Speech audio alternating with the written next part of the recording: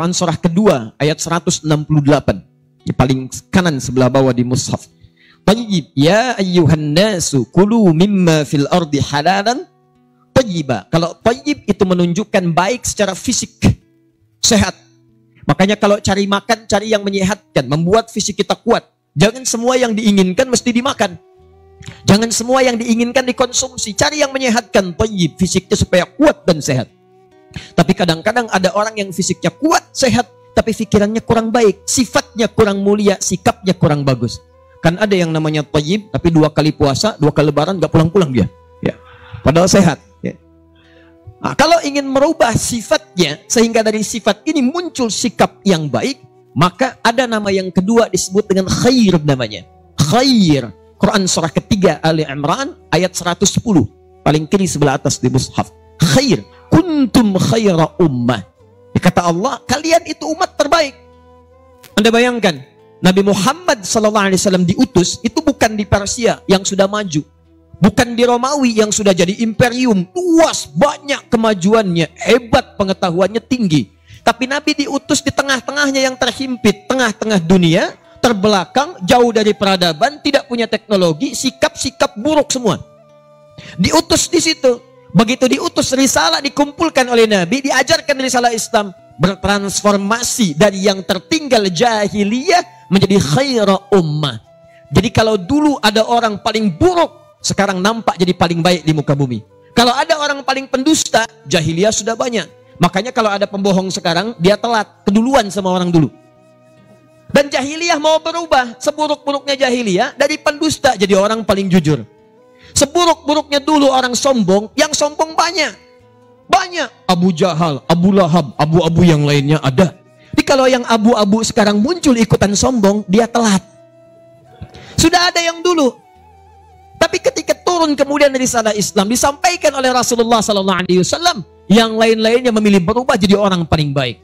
Maka turunlah kalimat Nabi disampaikan, man yuridillahu bihi khaira. Jika seseorang diinginkan oleh Allah berubah sifatnya jadi baik. Yang dulunya maaf sekali kasar jadi lembut. Yang dulunya banyak dengan kemaksiatan berubah jadi lebih baik. Kata Nabi, kalau seseorang ingin dirubah oleh Allah pribadinya jadi baik menurut Allah, bukan menurut manusia. Anda boleh disebut oleh orang Semarang paling baik, tapi mohon maaf, di Jawa Barat belum tentu mengenal Anda. Se-Jawa menyebut Anda baik, di Papua belum tentu bermimpi melihat Anda. Se-Indonesia menyebut Anda baik, Malaysia belum tentu melihat Anda. Tapi kalau Allah mengatakan Anda adalah orang baik, maka semuka langit dan bumi akan mengatakan Anda yang terbaik. Dan tahukah Anda, ketika Allah menginginkan seseorang berubah jadi baik, ternyata bukan dunia yang pertama kali diberikan. Dunia terlampau kecil. Kecil. Kata Nabi, yufaqihu fiddin. Maka orang itu akan diberikan dorongan dalam jiwanya, diringankan langkah kakinya, dilembutkan hatinya untuk mau datang ke majlis-majlis ilmu, mempelajari dan mendalami urusan agamanya. Maka saya berikan ucapan selamat kepada Anda sekalian di malam hari ini. Dari sekian banyak hamba Allah yang bertebaran di seluruh wilayah-wilayah dekat kita ini, ternyata Anda yang dipilih oleh Allah Subhanahu wa taala. Dilembutkan hatinya, diringankan langkahnya. Demi Allah saya katakan, saya tidak kenal siapa Anda. Saya belum pernah melihat Anda sebelumnya. Kalau tidak Anda diringankan oleh Allah, demi Allah untuk apa Anda datang sini?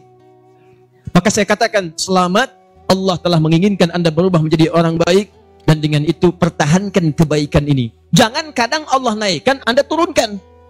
Ini yang keliru.